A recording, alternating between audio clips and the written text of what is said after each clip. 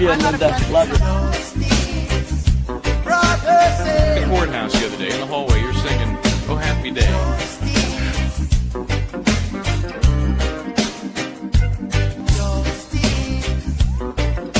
One word prayer. Justice, where are you? That seems to be a very appropriate question. Justice, where are you? Michael Bryant here, Justice Serve TV. Lovely Linda Baden, how are you? I know. Or Linda Kenny Baden. Sorry, I took out your Kenny. I'm sorry. I know. You took out my identity again. Man. Oh, that first husband issue with my name. What can you say? You know. I know. Michael Bryant. I know you've been working really hard today. I know where I am. I'm in New York State. So. Well, as we teased last night, today we're doing a Where in the World is Justice? And so we will trickle out some tips and hints as we move through the show tonight. First one to identify where I am. And I'm going to say the courthouse. So it's not just the town. Yeah, it'd be a little more specific than that. And obviously it does involve a court case. I will give you that at this point.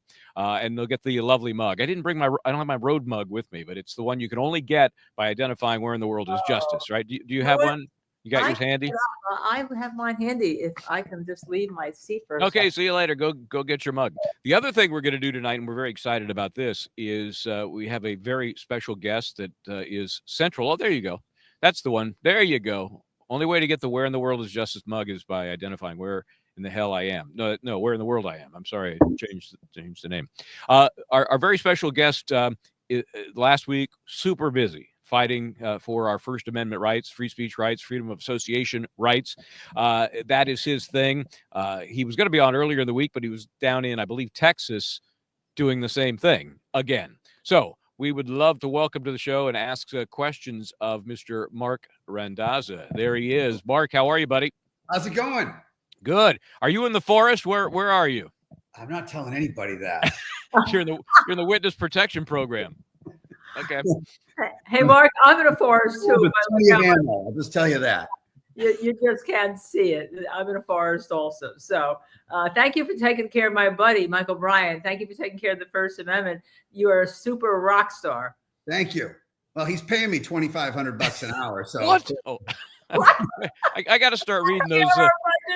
I got to start reading those agreements a little more closely. Yeah. So you were down in Texas. Can you give us a thumbnail of what that was about? Oh God, that was just a crazy case. This woman, Toni Merrick, was sexually assaulted by the executive director of an organization called Phi Kappa Theta.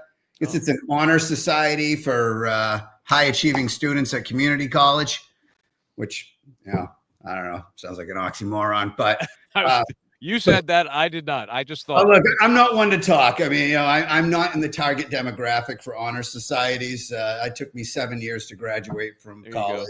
I was at a state school. I was also dead last. I was president of a board of a community college, so I have to stand up for community college. All right. Yeah, look, I'm sure they would have gotten better grades than me in law school. I was dead last in my class. Which because I wasn't ever paying attention, including when they told you couldn't make a living as a First Amendment lawyer. So this guy sexually assaulted her. So she complained. So they made her resign from the organization. The old way that things used to be done. Right. And so she decided she wanted to write a book about it that would coincide with PTK's annual conference. Well, they went into this court in Victoria, Texas, ex parte. So no notice to her at all, and got a temporary restraining order saying that the book could not be published until PTK's lawyers got to review it and decide that there was nothing in there that they didn't want in there. Now, they were claiming it's because she had their privileged information that she got from public records requests. If you get it from a public records request, look, you don't have to be top of your class. I mean, anchorman in my class, and I know that that's a public record. That's not privileged. There wasn't even a single lawyer on it. That's not privileged. But also, you don't have to have gone to law school. You don't even have to be a First Amendment lawyer. If you've seen The Big Lebowski, the Supreme Court has roundly rejected prior restraint. And funny enough, actually said that in the oral argument, because that exact line is cited in Kinney versus Barnes, a Texas Supreme Court case, at footnote 7. So it actually, the Big Lebowski was relevant for oral argument. The Wow, that's great. court dissolved the TRO, of course. By the time I wasn't even home yet, and we had won. And now we have also filed an anti-SLAPP, because Texas has a good anti-SLAPP law, unlike the morons in the Commonwealth of Massachusetts who can't get one moving at all. And so now we're, they realized, I think today, that I'm not locked in there with them. They're locked in here with me. Well, I love the dude is cited in court cases. Tell folks what the anti-SLAPP laws are. What is that? So an anti-SLAPP law, when you have a legislature that doesn't suck, they pass a law that says if you get sued for exercising your First Amendment rights, which, you're inevitably going to be. If I've noticed you have opinions, at some point, someone's going to want to shut you up. They're going to sue you. And then you're going to have to go and, count your money and say, how much defense can I afford? And at the end of it, you might win. You'll have a piece of paper that says you were right.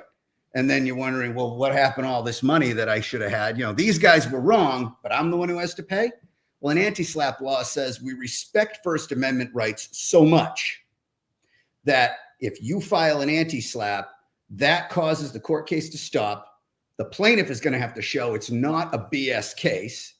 And then if it is, the case is over and they owe you your fees. Which means that when people, there's regular people out there who can't usually afford to defend themselves. The $100,000 you've already paid me, I know that was just chump change to you. But, when regular people who can't really scrape that up, how are they supposed to defend themselves? How are they supposed to have access to justice? You know how they do when there's an anti-SLAPP law? You get lawyers competing to work for free because they know they're going to get it from the plaintiff. Mark, can I ask you something? Because this is a big deal. I represent my partner and I, on some cases, Tamara Holder, and I've done this my whole life. A lot of women who have complained of either sexual harassment, sexual assault, sexual discrimination. As soon as they go out and say it, they get sued for defamation. And usually they don't have, especially if they're a sexual assault victim, they don't have the means, the access to do it. And it's become a thing that's automatically now done by everybody who is accused, rightly or wrongly, but usually rightly, of committing some kind of violation. It's a smart move. But, if some pig does something like that, I'm not saying I approve of it. I'm just saying just as a amoral Machiavellian move, why wouldn't you do that? Sue her, try to intimidate her. If she backs down, now you won. Mm-hmm. And, if you try to do that in California, for example, they have a great anti-SLAPP law. Nevada's is even better. I wrote it. If this happens to you in Texas or even now Oklahoma, I think Kansas has one, New Jersey has one. They're passing them all over the country. Right. It's funny. The places where they've really run into resistance. I mean, I worked on Pennsylvania's. I worked on New York's. Ohio's. I mean, I'm working these things all over the country, but New Hampshire, the New Hampshire Judiciary Committee just absolutely was offended by the thought of it. And in Wyoming, we just got one through we got it through the House 41-9, and then 3 idiots on the Senate Judiciary Committee decided to block it, which, we've had our revenge on that because there are just companies flowing out of Delaware right now for obvious reasons. And, Wyoming these 3 morons on the Wyoming Judiciary Committee just made their state into an even better flyover state, because I don't know why you'd fly over Wyoming and bail out there when you got no anti-SLAPP law, when you can go to Nevada, which is just as good. And we have a beautiful anti-SLAPP law. Yeah, the California law I'm familiar with. And these legislators, when they put it together, if they're smart, they add that attorney's fees clause, because a lot of folks may not know, in a lot of cases, most cases, you can't get attorney's fees unless it's covered by statute or contract. So if they put it in that statute, you got folks standing in line to help you out. I'll tell you what's even more important, though, than the fee shifting. I mean, the fee shifting is very important, but it's the substantive immunity from suit. This is more of a legal egghead thing where you have a right not to be sued rather than just a right to your fees. because in Oregon, for example, they initially drafted theirs as a lack of as a right to immunity from liability versus suit. And that seems like a tiny distinction, but what that means is you get an interlocutory appeal. Look, trial level judges are often busy, overworked, don't have the time to look at it, haven't seen something like this, are crooked, corrupt, dumb, any number of reasons. You can come from innocent reasons to really bad reasons. I mean, I've sat in courts, I work all across the country. Man, I've sat and watched the oral argument, and then, judge looks up from his golf magazine, says denied. And now that's it. The motion to dismiss is denied, and you're on the road to $100,000 in discovery costs. If you have an anti-SLAPP law that creates a substantive immunity from suit, you get an immediate interlocutory appeal to an appellate court that's really going to look at the issues. So, if you, I don't know if you guys are you massholes? Oh no, I'm a New Jersey. I'm a New Jersey. And I'm California. So okay, well, New Jersey actually for a long time. New Jersey just passed an anti-SLAPP law. And I've got the substance of one that wasn't called anti-SLAPP, but it was protective. Yeah, there's a new one that's really good, and I'm actually I have a hearing on one in Newark next week. Great. I always say I'm a New Jersey girl for a reason. New Jersey had in 1978 the first anti-discrimination laws called LAD, and I remember going before a judge in the 90s, and they said, "We have a law against discrimination." I mean, so I kid you not. You know this. That this happens, right? Or a federal magistrate judge will say, "Oh, it's just a little pornography in the cockpit, but it's a big deal." Right. A lot of times it's educating them about history, and going forward. But you are really the man. Thanks. So let's talk about the 3 lawsuits filed just last week. You were very busy last week, all relating to the Karen Reed case and the famous now buffer zone. Yeah. The first of them involved 4 protesters who were really more protesting Judge C. Right? Yes. Okay, that was more their specific targeting. The second one involving a couple of journalists who were shut down on the sidewalks of the courthouse area there. That would be myself and Tom DeRosia. And then the third one was Mr. Delgado, who was captured by my cameraman. Oh, wait, that was me with my cell phone. Getting his sticker ripped off of his unceremoniously ripped off of his jacket rather than being asked, "Hey, you want to leave or take that off yourself?"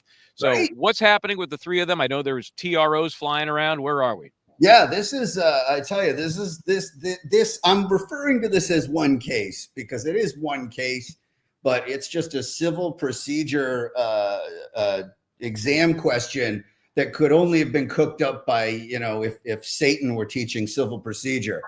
So we filed the complaint on behalf of the 4 protesters who have been out there since November holding up signs protesting against Judge Cannone. She decided to once again impose a buffer zone. Now, the last time she did it, I lose cases all the time. It's like people are criticizing this case saying, "Oh, is he going to lose again?" You're damn right. I don't know here. I mean, you never know. But I certainly do not take cases because I think I'm not going to lose it. All right. I take them because this is a First Amendment fight that I'm willing to take. You ever hear those lawyers are like, "Oh, this guy never lost a case."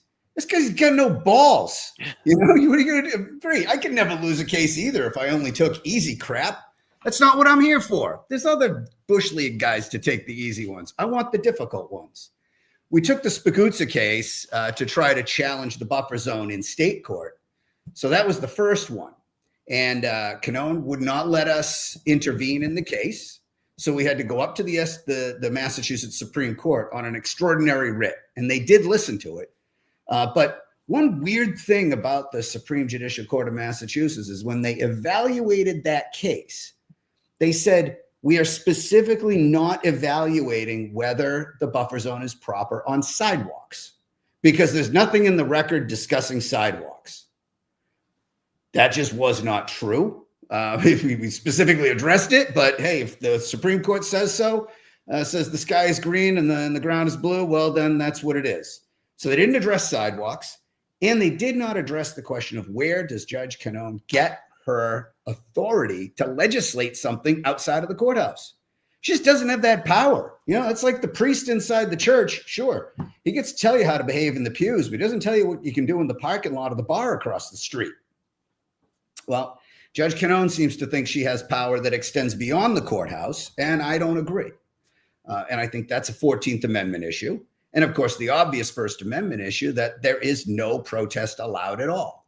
Meanwhile, the government's only real stated purpose here is that they want Karen Read to get a fair trial, which is, I'm going to stand right now and look at the Commonwealth of Massachusetts and say, you are an absolute lying entity that nobody should ever believe for anything, because it's not true.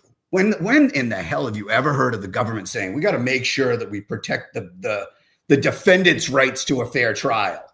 I mean, come on. Why people don't follow them around just pointing at them and laughing and playing kazoos at them, I have no idea. So these guys are saying that, but the only issue that really came up at the hearing, the last hearing, was that there was noise that was bothering the jurors. One jurors are absolutely, one juror said so. Another juror interviewed on Turtle Boy said that isn't the case. So I'm not buying that. But even if we're buying it, these four protesters have been standing out on the street quiet, holding up signs. If you're out there quietly holding up a sign that says Judge Cannone is corrupt, or, Auntie Bev's, whatever, I mean, they're mocking her. Well, then how are you possibly going to disturb anybody in there? So there's a First Amendment problem with how it's tailored as well.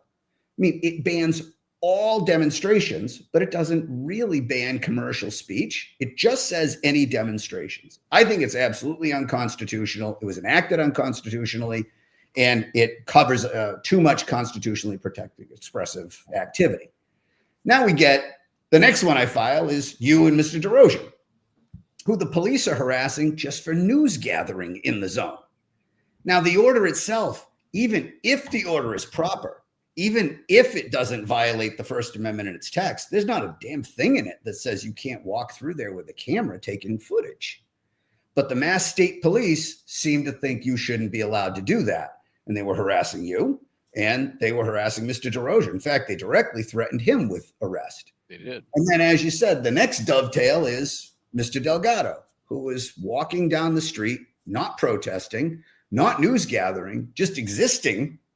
But he happened to have a sticker on his shirt that was in support of Karen Read. And you caught beautiful footage that's evidence in the case now of the cops walking up and ripping it off of him.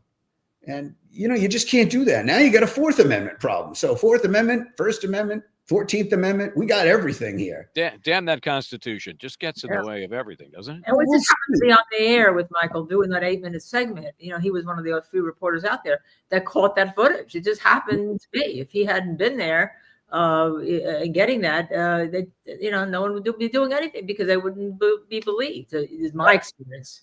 No, nobody would believe that happened. They'd think you were making it up. Or it would just be, you have to see it, how it happens. It's so aggressive. Because if you tried to describe it, it wouldn't do it justice. No, it really wouldn't. So now all three cases were initially assigned to the same judge because they were related cases. That judge, after a couple of days, decided they aren't related. Okay, he says so. He's the judge. So now we've splintered it into three different cases before three different judges. But we have made a motion that has not yet been responded to or acted on, that we think the preliminary injunction hearing should be for all three cases at the same time, because really it's all the same thing. And, the chief villain in all of this, well, not really villain, I don't want to be mean to them, but the Mass State Police are really the ones that were kind of targeting with this, because Judge Cannone can issue this unconstitutional order, but if no one enforces it, who cares?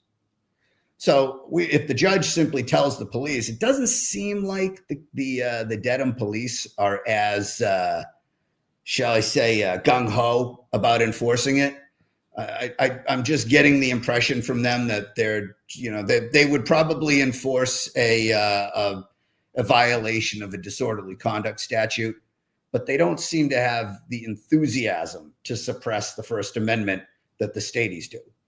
And I'm a little surprised because I'm not really I'm kind of a big fan of the state police. I think they're all out there doing a good job usually, but we've got once in a while, you got some hard-ons that get involved, and that seems to be what's going on here. So the stadies need to chill. The order needs to go away. They need to leave you and Mr. Delgado, Mr. DeRozier, and the protesters alone. And as I conceded in court, which I didn't have to, but we're willing to be reasonable. We'll shut up. We'll be quiet. But I don't see any reason why people shouldn't be able to stand out there with signs. I mean, that's what the hell the United States is all about. Hopefully. Yeah. In terms of Dedham, Dedham police issued that press release that said the sidewalks weren't going to be closed unless they said they were going to be closed. They never issued a closure for that sidewalk that, for instance, Michael was on. No, not at all. But, this being Dedham, I don't know. Dedham's haunted. I think Sacco and Vanzetti are haunting it. Right. People don't realize that courtroom, right? Yeah, it's kind of funny. My whole life I never wanted to go to Dedham. Every Italian grows up, knowing the name Sacco and Vanzetti. And I'm Italian, so I know. Yeah, what a scumbag Judge Thayer was, and how they were railroaded there. And granted, maybe they even did it, but they didn't get a fair trial.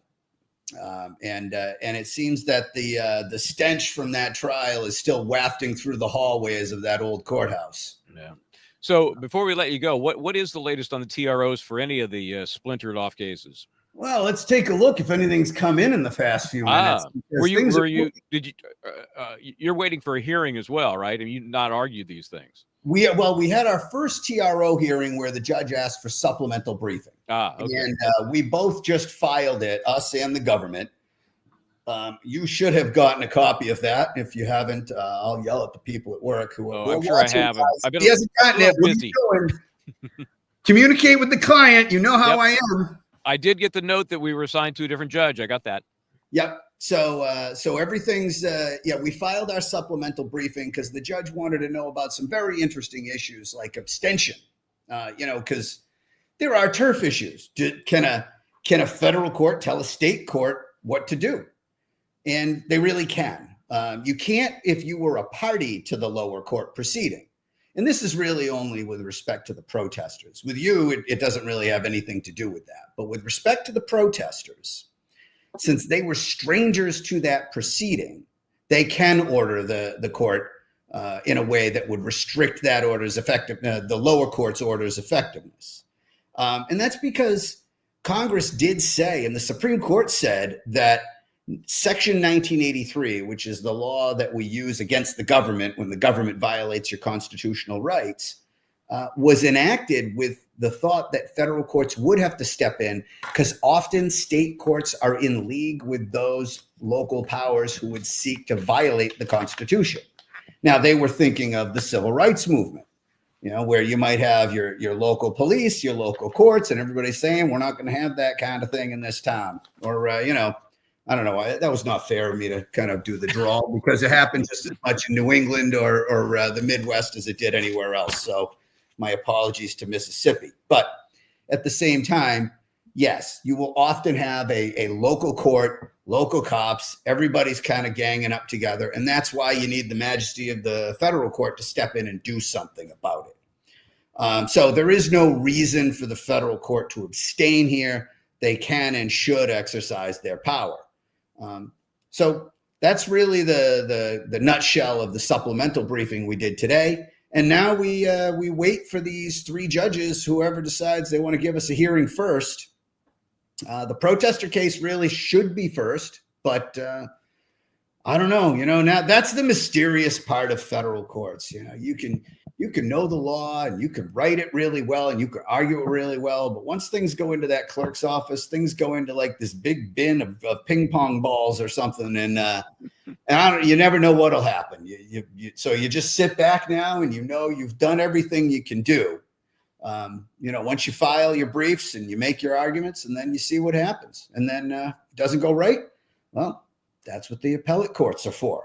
I would like to give a big shout out here because of all my joking before about, how much I'm charging for this and all that.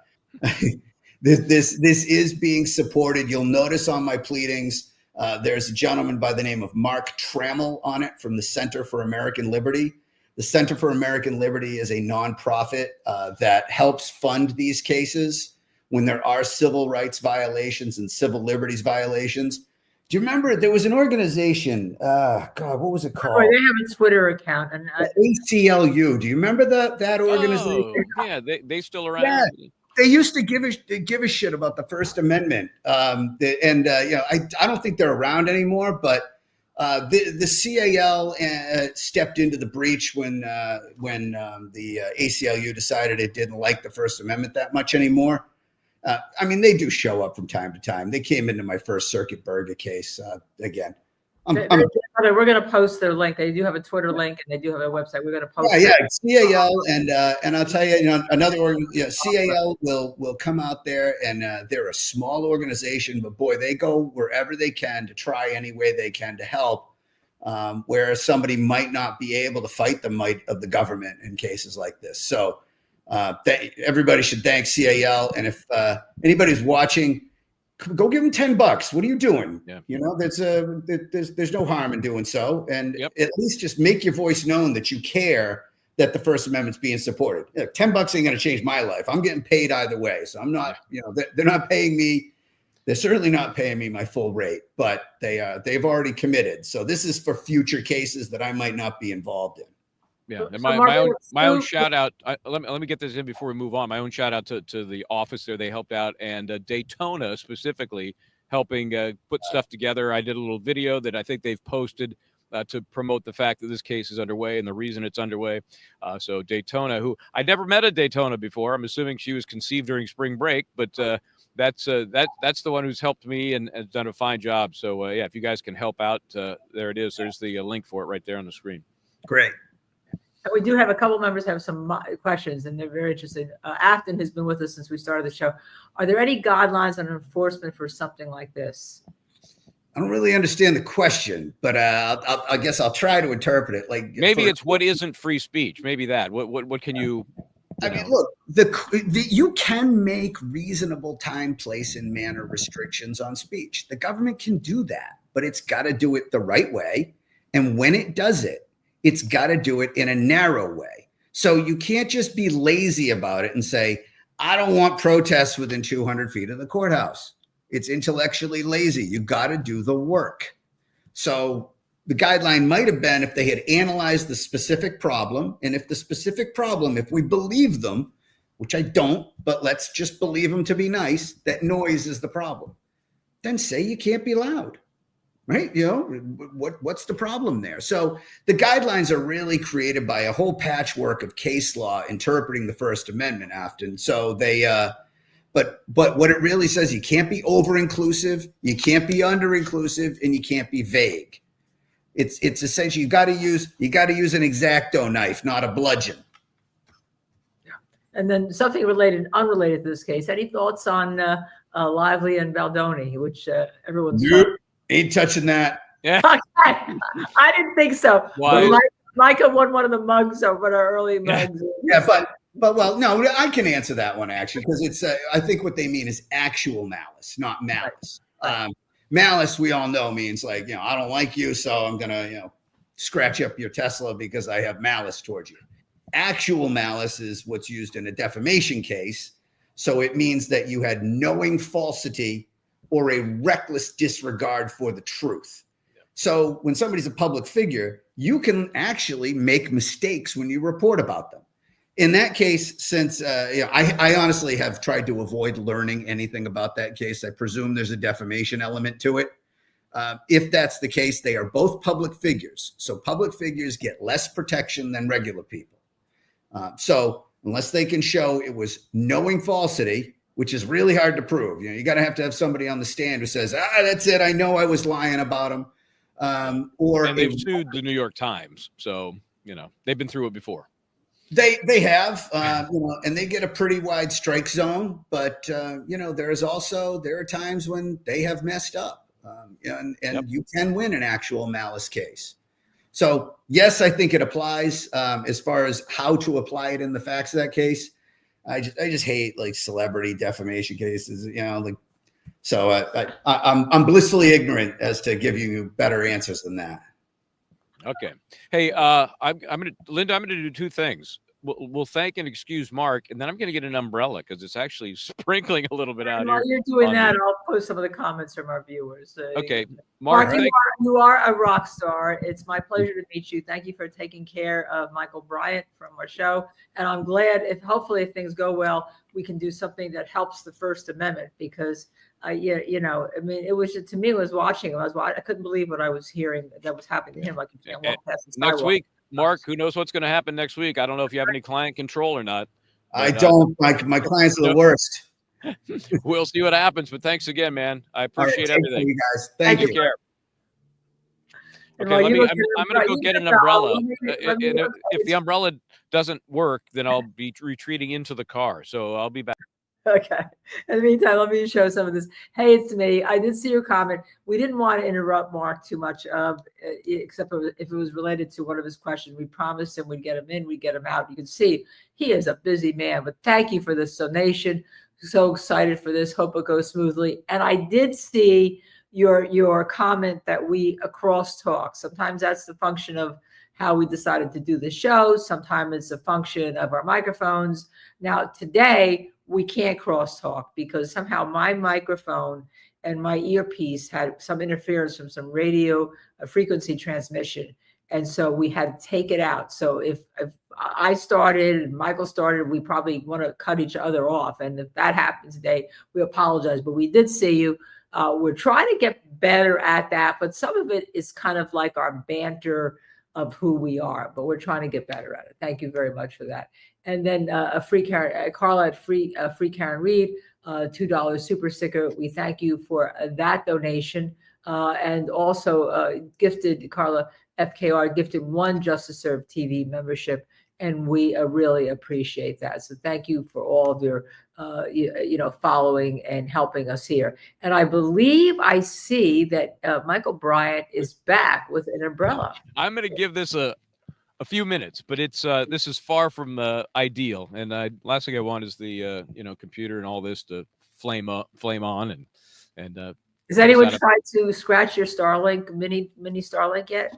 No, but I'm pretty close. It's right there. They'd have some trouble. Okay, so let's transition to that quickly enough before I disappear. Where in the world is justice? Okay, so I will tell you it's in a town that has an ongoing murder trial.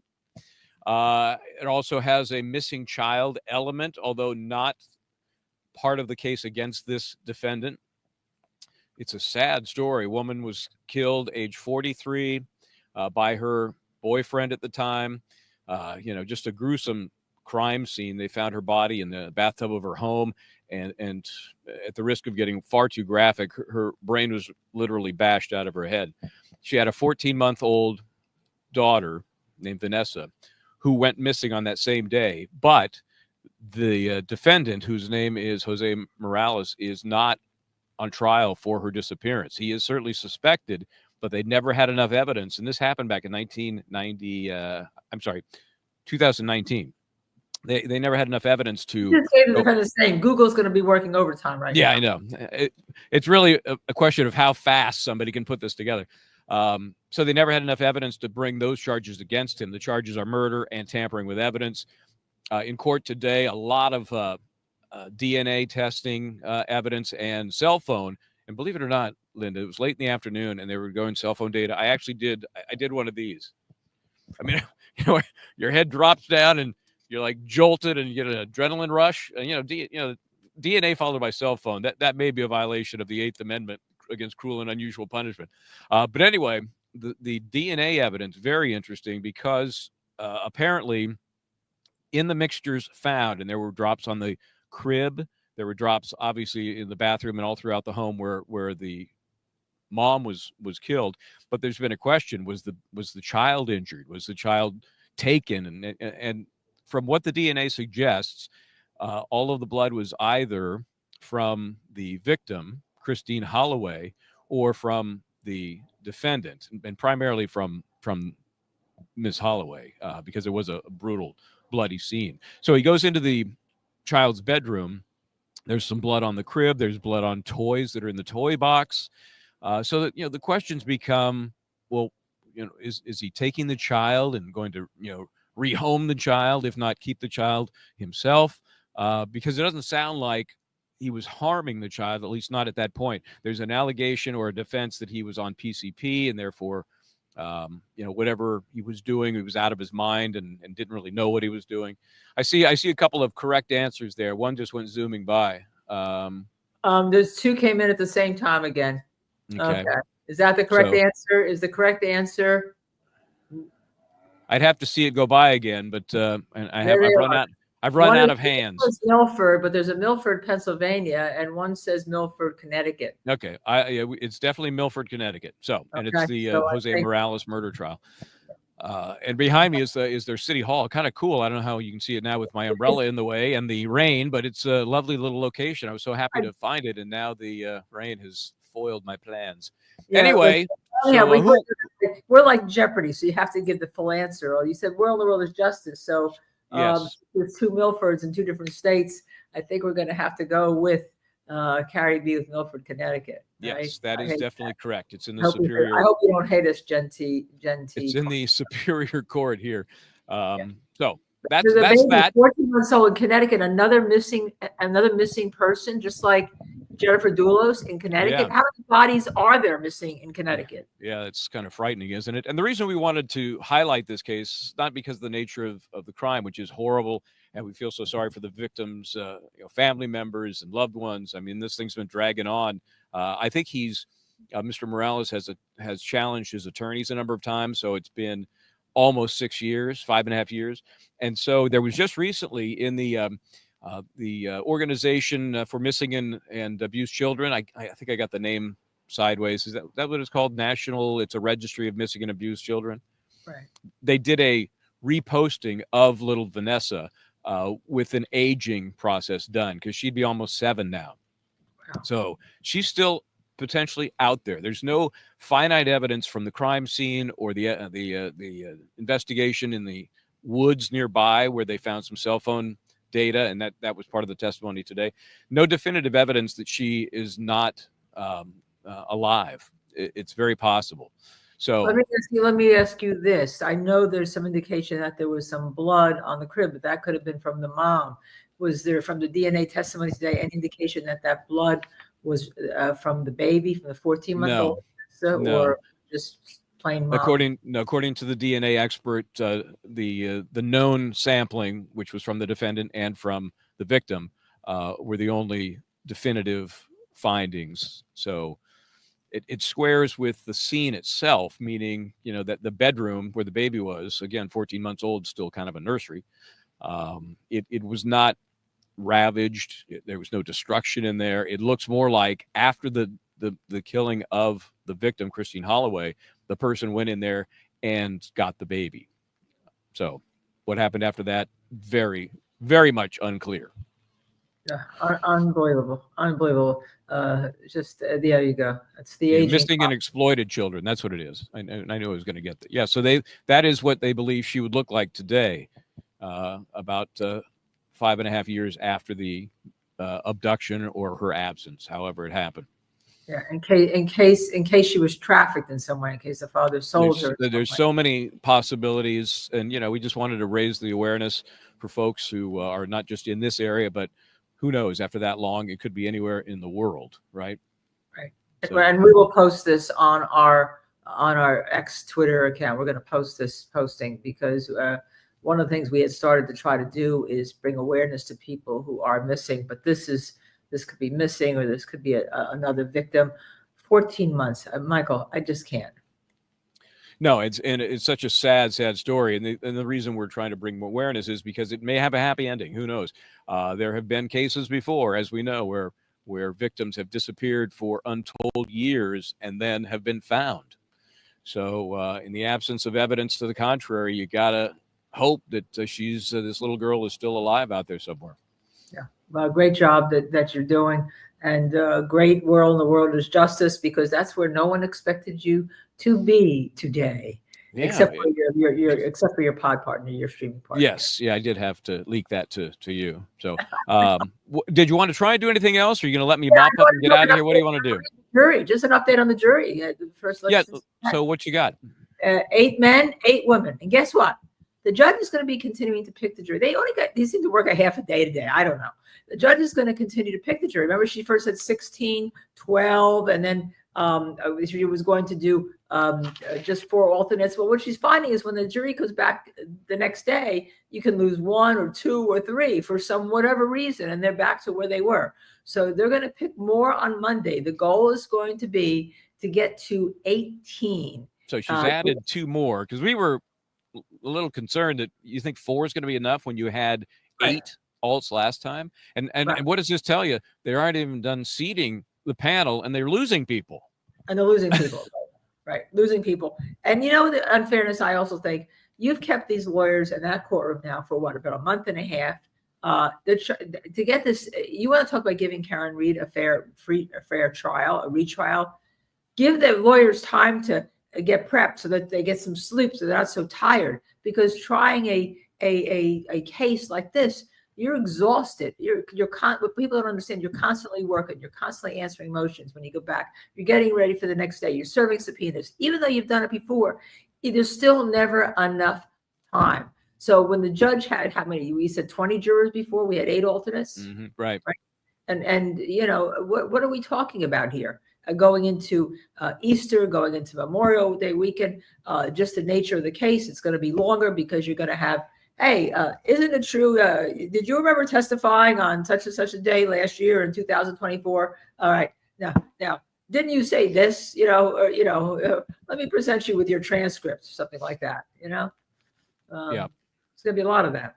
There's going to be a ton of that. It's going to be a mess. So I think 18 is a bare minimum. So we'll see. We'll be up there. We'll be up there Monday. Nowhere in the world is justice, because we kind of know we're gonna be up there on Monday, and then maybe they've got some other housekeeping they'll get done as well. Some leftover motions, something. But then the openings we believe will still happen on Tuesday. Apparently, courts close on Monday. I read that she was bringing them back on Monday to do jury selection. So that's an interesting conflict. What does that mean? No openings on Tuesday, and then they'll. Yeah, I know they are going to be open. Megan says, and they read the same thing. She's bringing them in on Monday.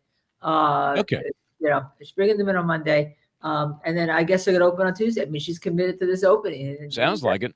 Sounds like it. And she's going to go with how many alternates she has there at that point, I assume.